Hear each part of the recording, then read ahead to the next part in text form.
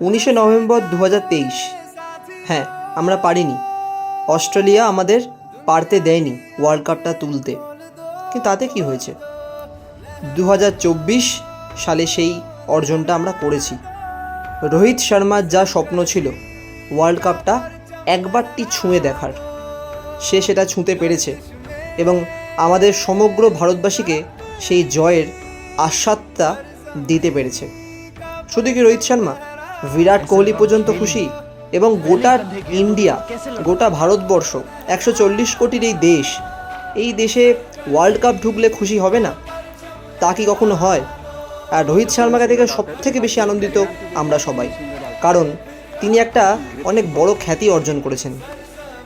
কপিল দেব 1983 সালে প্রথম world cup এনেছিলেন, তারপরে 2007, 2011 মহেন্দ্র সিং ধোনি এবং তারপরে 2024-এ 13 বছর পর রোহিত শর্মা আনলেন। এই জয়ের আস্বাদে আমরা আনন্দিত এবং আমরা প্রত্যেকটা মুহূর্ত, প্রত্যেকটা সময় ভারতবর্ষের এই কাপটাকে নিজের জীবনের সাথে তুলনা করি। কীভাবে তুলনা করি সেটাই আজকে দেখব। আমরা অনেক সময় ডিপ্রেশনে থাকি এবং এই ডিপ্রেশনটা কাটানোর জন্য আপনি এই ওয়ার্ল্ড কাপের মুভমেন্টগুলো তুলে ধরতে পারেন। এটা সম্পূর্ণ আমার নিজস্ব ক্রিয়েটিভিটি, আমার নিজস্ব চিন্তা ভাবনা।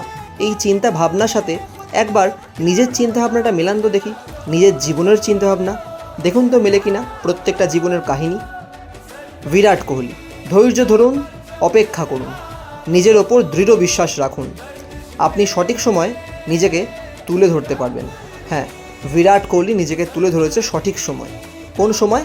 Final, India versus south Africa. তার আগে বিরাট কোহলির ফেসটা কিন্তু ভালো কাটেনি। রোহিত শর্মা, আপনার স্বপ্ন কোনো মুহূর্তে ভেঙে যেতেই পারে, তখন চোখ থেকে জলটা মুছে আবার লেগে যান সেই স্বপ্নের পেছনে।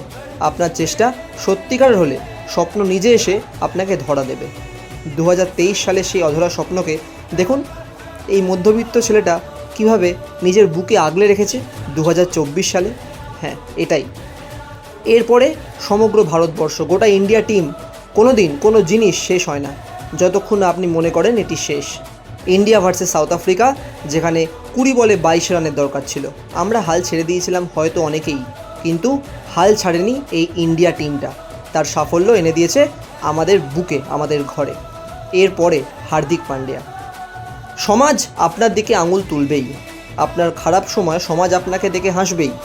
ওই সময় ভেঙে না পড়ে নিজেকে আটকে রাখুন, নিজেকে উপযুক্ত করে তুলুন, কারণ মনে রাখবেন অন্ধকারের পরেই আলো আসে। ছাপড়ি বলতেন না সবাই এই প্লেয়ারটাকে? দেখুন, গোটা ওয়ার্ল্ড কাপ জুড়ে এই প্লেয়ারটা নিজের দমে ভারতবর্ষকে ওয়ার্ল্ড কাপ এনে দিয়েছে।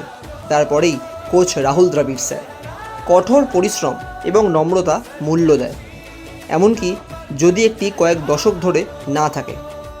এই 2024-এর যে ওয়ার্ল্ড কাপ ইন্ডিয়া জিতলো, তার পেছনে কঠোর পরিশ্রম, কত না ঘুমোনো একটি রাত এই মানুষটার দিকে।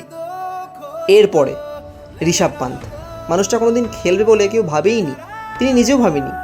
তিনি বলছেন, জীবনে এমন একটি বিন্দু আসে যা বেশিরভাগ মানুষের জন্য আসে, যেখান থেকে ওঠা ফিরে আসা অসম্ভব বলে মনে হয়।